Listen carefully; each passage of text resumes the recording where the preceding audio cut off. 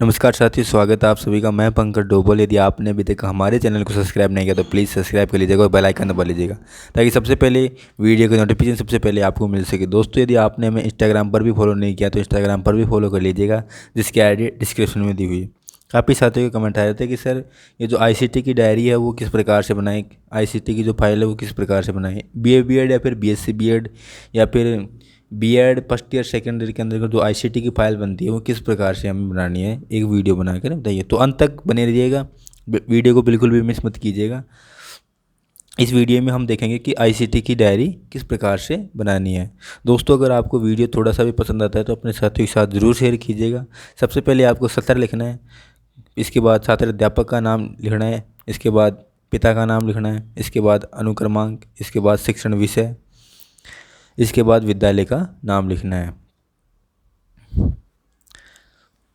इसके बाद first page से आपको इसको स्टार्ट करना है। फर्स्ट पेज में कुछ नहीं करना है, आपको लिखना है इंफॉर्मेशन एंड टेक्नोलॉजी, टेक्नोलॉजी सूचना एवं संचार तकनीकी, सूचना एवं संचार तकनीकी। ये डायरी है सूचना एवं संचार तकनीकी की, यानी आईसीटी की, information and communication technology. So ICT, information and communication technology, सूचना एवं संचार तकनीकी। यहाँ से स्टार्ट करनी है। वर्तमान शताब्दी को सूचना एवं संचार तकनीकी के क्षेत्र में क्रांति के युग के नाम से जाना जाता है। सूचना एवं संचार की तकनीकी ने मानव जीवन में न केवल सरल व सुगम बनाया, अपितु कम श्रम में अधिकतम प्रतिफल तथा श्रम शक्ति के समुचित अधिकतम उपयोग का मार्ग प्रशस्त किया है। शिक्षा का क्षेत्र भी सूचना एवं तकनीकी संचार के प्रभाव से अछूता नहीं है। शिक्षा प्रक्रिया के प्रत्येक स्तर व पक्ष के में इन तकनीकों का उपयोग प्रभावशाली तरीके से किया जा रहा है। शिक्षण अधिगम प्रक्रिया, दूरस्थ शिक्षा, मुक्त शिक्षा, प्रशिक्षण कार्यक्रम, निर्माण योजना, प्रश्न पत्र निर्माण, परीक्षा परिणाम व मूल्यांकन प्रक्रिया आदि में इस साधनों का प्रयोग बहुतायत में किया जा रहा है।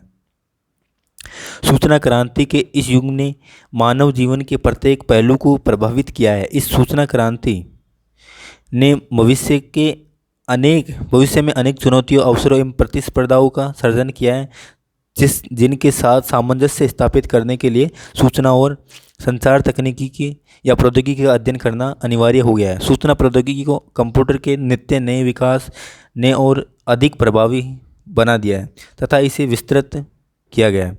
आईसीटी का परिचय। सूचना और संचार प्रौद्योगिकी आईसीटी को सार्वभौमिक सामाजिक परिवर्तन और राष्ट्रीय प्रगति के लिए एक महत्वपूर्ण उत्प्रेरक के रूप में स्वीकार किया गया है, परंतु आईसीटी की तत्परता के स्तरों और उपयोग को उत्पादकता स्तर में असमानता के रूप में देखा जा सकता है, जो देश की आर्थिक विकास दर को प्रभावित कर सकता है।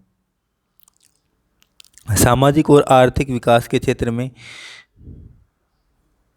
कार्यरत देशों के लिए आईसीटी को समझने और उसके साथ समन्वय स्थापित करना काफ़ी महत्वपूर्ण है। स्कूलों में सूचना और संचार प्रौद्योगिकी आईसीटी एक केंद्र प्रायोजित योजना है जो माध्यमिक विद्यालय छात्रों को सूचना व संचार प्रौद्योगिकी आधारित शिक्षण प्रक्रिया उपलब्ध कराने, उनमें उचित आईसीटी कौशल विकसित करने और अन्य संबंधित अवसर उपलब्ध कराने के उद्देश्य से दिसंबर 2004 में शुरू की गई थी। योजना का उद्देश्य सामाजिक, आर्थिक और भौगोलिक कारणों से पिछड़े छात्र छात्राओं के बीच डिजिटल डिवाइस को कम करना है। इस योजना के अंतर्गत सुस्थिर कंप्यूटर प्रयोगशालाओं की स्थापना के लिए राज्यों व संघ शासित प्रदेशों को वित्तीय सहायता उपलब्ध कराई जानी है। इस योजना का उद्देश्य केंद्रीय विद्यालय और नवोदय विद्यालयों में स्मार्ट स्कूलों की स्थापना कर पड़ोस के स्कूली छात्रों के बीच में आईसीटी कौशल का प्रचार करने के लिए प्रौद्योगिकी प्रदर्शक के रूप में कार्य करना है। ये योजना वर्तमान में सरकारी स्कूलों तथा सरकारी सहायता प्राप्त उच्च माध्यमिक विद्यालयों में कार्यान्वित की जा रही है। कंप्यूटर और उनके पुर्जे शैक्षणिक सॉफ्टवेयर की खरीदारी आदि के लिए वित्तीय सहायता उपलब्ध कराई जा रही है।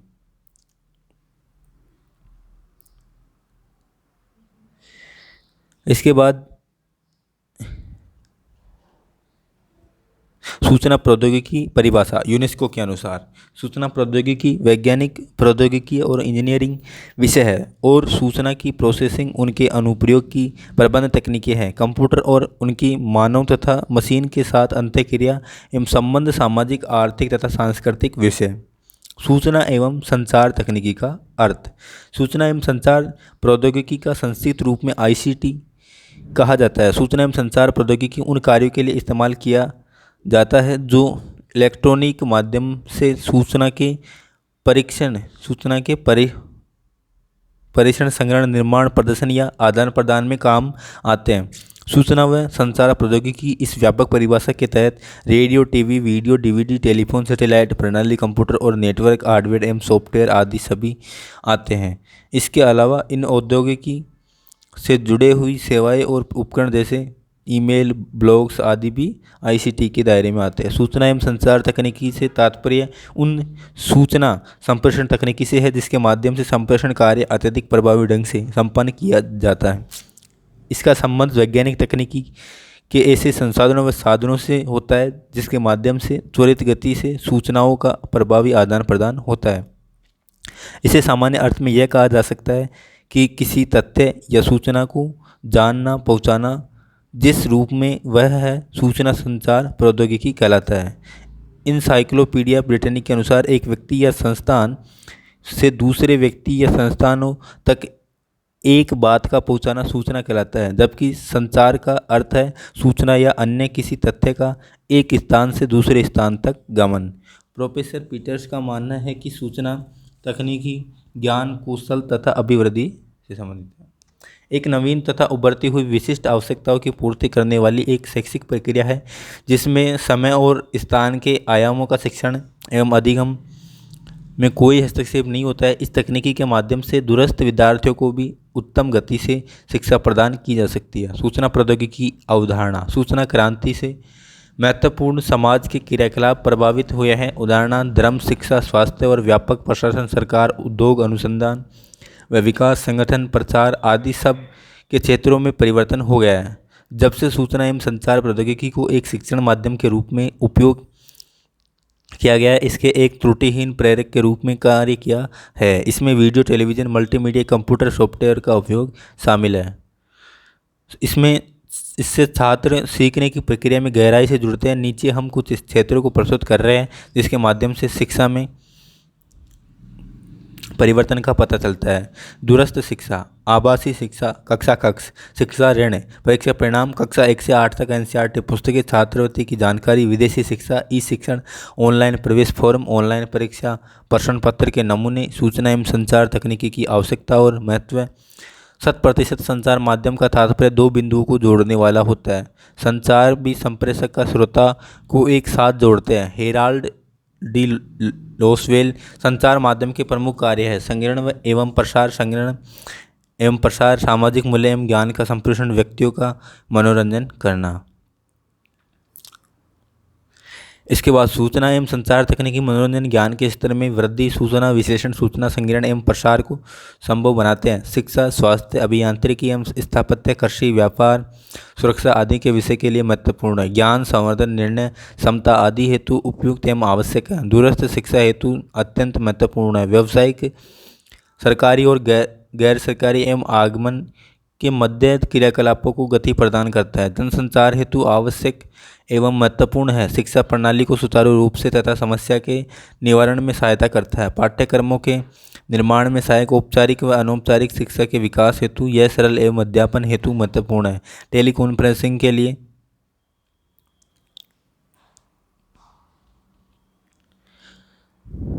साधनों के प्रकार। दृश्य साधन, प्रदर्शन, स्थिर चित्र, दृश्य प्रतीक, मानचित्र, एटलस चित्र, भित्ति चित्र, ग्लोब रेखा चित्र, आलेख चित्र, चित्र विस्तारक यंत्र, chart, bulletin board, panel board आदि। श्रव्य साधन, radio, tape recorder, audio recorder, सम्मेलन, साक्षात्कार, सार्वजनिक सभा, टेलीफोन आदि। दृश्य श्रव्य साधन, नाटक, फिल्म, चलचित्र, Doordarshan, video player, CD player, संगणक, टेलीकॉन्फ्रेंसिंग उपग्रह, प्रक्षेपण, इंटरनेट आदि। सूचना प्रौद्योगिकी के विभिन्न घटक। कंप्यूटर हार्डवेयर प्रौद्योगिकी, कंप्यूटर सॉफ्टवेयर प्रौद्योगिकी, दूरसंचार व नेटवर्क प्रौद्योगिकी, मानव संसाधन।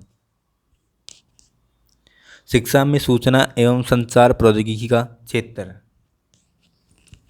वर्तमान में मानव जीवन का पहलू संचार एवं सूचना प्रौद्योगिकी से अछूता नहीं है। उसी प्रकार शिक्षा का क्षेत्र भी इसके प्रभाव से अप्रभावित नहीं रहा है।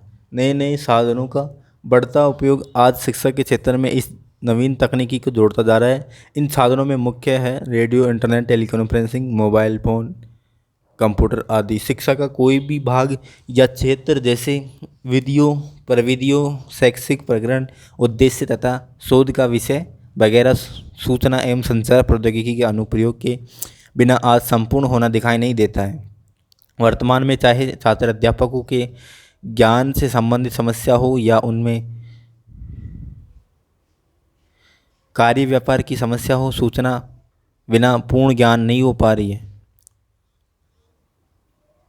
शिक्षा जगत में सूचना एवं संचार प्रौद्योगिकी क्रियाओं में किया जाने लगा है। विद्यालय कला कौशल में सूचना एवं संचार प्रौद्योगिकी इतनी समृद्ध एवं शक्तिशाली होती है कि छात्रों के अध्ययन और छात्राध्यापकों के अध्यापन तथा उनके प्रशिक्षण और प्रशिक्षण परीक्षण में इनका महत्व बढ़ता ही जा रहा है। आज शैक्षिक तकनीकी की पुरानी परिकल्पना के में इस प्रौद्योगिकी ने अभूतपूर्व परिवर्तन ला दिया है। शिक्षा के क्षेत्र में सूचना एवं संचार प्रौद्योगिकी का कार्य क्षेत्र अग्रवत शीर्षकों के अंतर्गत स्पष्ट किया जा सकता है। लक्ष्य एवं उद्देश्य के निर्धारण में सहायक। सूचना एवं संचार प्रौद्योगिकी के द्वारा शिक्षा के लक्ष्यों एवं उद्देश्य का निर्धारण व्यवहारिक रूप से किया जा सकता है। लक्ष्यों को प्राप्त करना एवं उद्देश्यों को सूचीबद्ध करने के लिए नवीन शब्दावली में लिखना आदि अब आसान हो गया है। उद्देश्य को प्राप्त करने में छात्र तथा छात्राध्यापकों की सुविधाओं को पूरा करना प्रौद्योगिकी ने आसान कर दिया। अध्यापकों के प्रशिक्षण में सहायक। इसके लिए शिक्षण अभ्यास प्रतिमानों की रचना, सूक्ष्म शिक्षण अनुरूपित एवं प्रणाली उपागम के उपयोग को सूचना एवं संचार प्रौद्योगिकी ने आसान बना दिया है। परीक्षण एवं अनुदेशन में उपयोगी। सामान्य व्यवस्था परीक्षण तथा अनुदेशन में सूचना एवं संचार प्रौद्योगिकी का उपयोग जब होने लगा है। मशीनें एवं जन संपर्क माध्यमों के उपयोग में सहायक मशीनों के अंतर्गत रेडियो, दूरदर्शन, टेप रिकॉर्डर। शिक्षण अधिगम प्रक्रिया में उपयोगी। शैक्षणिक अधिगम का विश्लेषण करना, आदान प्रदान संबंधी कार्यों का विश्लेषण तथा मूल्यांकन तथा इनके द्वारा प्रभावशाली परिणाम प्राप्त करने में सूचना एवं संचार प्रौद्योगिकी ने आसान बना दिया है। युक्तियों एवं रणनीति के चयन में सहायक। युक्तियों का चयन तथा रणनीति बनाने में आज सूचना एवं संचार प्रौद्योगिकी ने महत्वपूर्ण भूमिका निभाई है। प्रणाली आगमन के उपयोग में सहायक। प्रणाली उपागम के उपयोग में सहायक। प्रणाली उपागम में सूचना एवं संचार प्रौद्योगिकी का विशेष महत्व है। कक्षा या कक्षा कक्ष के बाहर उपयोग होने वाली प्रणालियों के तत्वों में उनकी कार्य पद्धति के अध्ययन में इस शिक्षा का महत्वपूर्ण। आईसीटी शिक्षा के मुख्य विषय। कंप्यूटर अभिकलित संगणक अभिकलक परिकलक एक ऐसी इलेक्ट्रॉनिक डिवाइस है जिसके द्वारा डाटा को प्रोसेस किया जा सकता है। जिस प्रकार का डाटा हम कंप्यूटर को देते हैं उसी पर अनुसार हमें परिणाम प्राप्त होता है। इंटरनेट एक ऐसा साधन है जो देश विदेश के लोगों को एक दूसरे से जोड़ता है। यह आजकल के युग में सबसे आधुनिक प्रणाली है। इंटरनेट किसी भी एक कंपनी या सरकार के अधीन नहीं होता है। इसमें बहुत से सर्वर जुड़े हुए होते हैं जो कि अलग अलग संस्थाओं और प्राइवेट कंपनियों के होते हैं। स्मार्टफोन उन मोबाइलों को कहते हैं जिनकी कंप्यूटिंग क्षमता या कनेक्टिविटी आधारभूत फ़ोन की तुलना में अधिक उन्नत होती है। स्मार्टफोन में media player, digital camera, GPS, touch screen, web screen, browsing, wifi, अन्य पार्टियों के मोबाइल अनुप्रयोग, ऐप्स, गति संशोधक, मोबाइल पेमेंट आदि विशेषताएं होती है। वर्तमान समय में लगभग 80% स्मार्टफोन गूगल के एंड्रॉयड तथा एप्पल के iOS मोबाइल प्रचालन तंत्रों पर आधारित है। मुक्त शिक्षा संसाधन। इसके अंतर्गत कौशल संवर्धन कक्षाएं, अनुदेशनात्मक कक्षाएं, पाठ्यक्रम कक्षाएं, संकल्पना कक्षाएं, कक्षा से परे आदि क्रियाओं को संचालित किया जाता है। डिजिटल शिक्षण सामग्री विशेष रूप से बच्चों के सीखने के लिए यह बहुत प्रभावी माध्यम साबित हो रहा है क्योंकि मौलिक ऑडियो वीडियो सुविधा बच्चों के मस्तिष्क में संज्ञानात्मक तत्वों में वृद्धि करती है। बच्चों के जागरूक विषय के प्रति रोचकता, उत्साह और मनोरंजन की भावना बनी रहती है। वे सामान्य की अपेक्षा अधिक तेजी से सीखते हैं। शिक्षण संबंधी ऐप्स। इस विषय में हम डिजिटल शिक्षण सामग्री के वितरण के लिए तथा प्रत्येक बच्चे तक पहुंचाने के लिए स्मार्टफोन में जिन ऐप्स का विकास भारत या राज्य सरकार द्वारा किया गया है उनके बारे में जानेंगे, जैसे दीक्षा ऐप, मोबाइल शिक्षा आदि। शिक्षण कौशल विकास। टीचिंग स्किल डेवलपमेंट, शिक्षण एक विज्ञान है। इस आधार पर प्रशिक्षण द्वारा अच्छे शिक्षक तैयार किए जा सकते हैं। उनमें शिक्षण के लिए आवश्यक कौशलों को विकसित किया जा सकता है। इन्हीं कौशलों का उपयोग कर कक्षा में प्रभावी शिक्षण कर अच्छे शिक्षक बन सकते हैं। अतः शिक्षक प्रशिक्षण में इन कौशलों का विकास महत्वपूर्ण स्थान रखता है। कक्षा शिक्षण तथा स्कूल प्रबंधन में आईसीटी की भूमिका। उच्च शिक्षा में बढ़ता नामांकन अनुपात तथा शिक्षा के विस्तार में प्रशिक्षित शिक्षकों की उपलब्धता में आईसीटी की भूमिका पर नेशनल मिशन ऑफ एजुकेशन बल देता है। इसके अंतर्गत स्मार्ट स्कूलों एवं ई किताबों के प्रयोग को बढ़ावा दिया जा रहा है। शिक्षा में सूचना एवं संचार प्रौद्योगिकी की उपयोगिता। सूचना संवहन, शैक्षिक नीति निर्धारण, परीक्षा मूल्यांकन, शैक्षिक प्रशासन, पाठ्यक्रम निर्माण, अभिलेखीकरण, दूरस्थ शिक्षा प्रणाली, तकनीकी आधारित पाठ योजना। अब है यहाँ से स्टार्ट होता है तकनीकी आधारित जो लेसन प्लान बनाते हैं वो है। अब से पहले तो हम देख रहे थे कि जो तकनीकी पे जो उसके बारे में जानकारी है वो सामान्य जानकारी लिख रहे थे। अब लिखना है आपको तकनीकी आधारित पाठ योजना। विद्यालय का नाम लिखना है, यहाँ पे दिनांक लिखनी है, कक्षा लिखनी है, कालांश और समय और विषय और प्रकरण। उद्देश्य अपेक्षित व्यवहारगत परिवर्तन। ज्ञानात्मक, विद्यार्थी प्रकाश से संबंधित तथ्यों का श्रवण कर सकेंगे। विद्यार्थी प्रकाश से संबंधित तथ्यों की पुनः पहचान कर सकेंगे। अवबोध, विद्यार्थी प्रकाश से संबंधित तथ्यों में विभेद कर सकेंगे। विद्यार्थी प्रकाश के तथ्यों के बारे में उदाहरण दे सकेंगे। प्रयोगात्मक, विद्यार्थी प्रकाश के तथ्यों के बारे में परिकल्पना लागू कर सकेंगे। विद्यार्थी प्रकाश के तथ्यों के बारे में निष्कर्ष निकाल सकेंगे। मूल्यांकन, विद्यार्थी प्रकाश के तथ्यों के बारे में विश्लेषण मूल्यांकन कर सकेंगे। इसके बाद अभिरुचि, विद्यार्थी प्रकाश से संबंधित जानकारी